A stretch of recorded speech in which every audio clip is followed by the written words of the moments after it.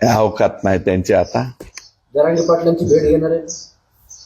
नाही, ते माझं दैवत आहे. काल जरांगे पाटील उघडून आले असता ते म्हणले की आता सुद्धा जखमवरती विश्वासार्हता राहिली नाही. ते माझं दैवत आहे, समाजाचं दैवत आहे. त्याच्यावरती मी अधिक बोलणार नाही. माझा फोकस हा आता संतोष देशमुख, महादेव मुंडे आणि हे भ्रष्टाचार या सगळ्यावरती आहे.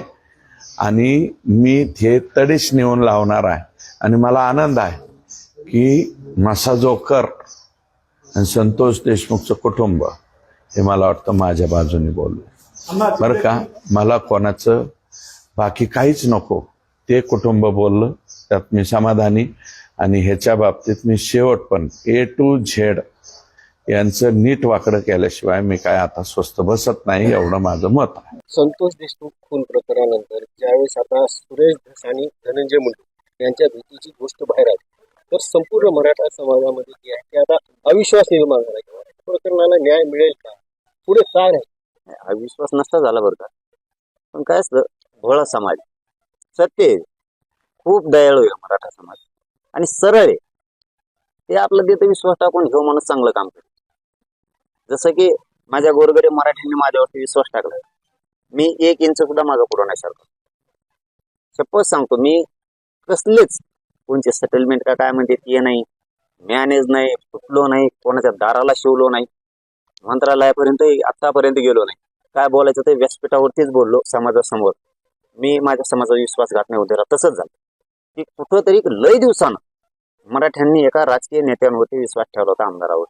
आणि लय जीव लावला. मी आता लय लावला दसांना, प्रचंड जीव लावला. वाटतच नव्हतं असं होईल. त्याला काय झालं एवढं भेटायला त्याला काय झालं. उलट त्यांनी असं करायला पाहिजे होतं, जर त्यांच्यावरती दबाव असला पक्षाचा की तू तिथं जाय, त्या धनंजय मुंडेकडे जाय, त्याची भेट घे आणि जरा ते मिटतंय का बघ, मिटून घे असं सांगितलं जाऊन. म्हणजे काय अध्यक्ष बावनकुळे साहेबांनी सांगितलं ते मिटून घे. यांनी एक विश्वास जिंकणं खूप गरजेचं. लाट ही लक्षात आली पाहिजे. आणि ते मुरब्बी आमदार आहे, एका नवीन मंत्री पण राहिले.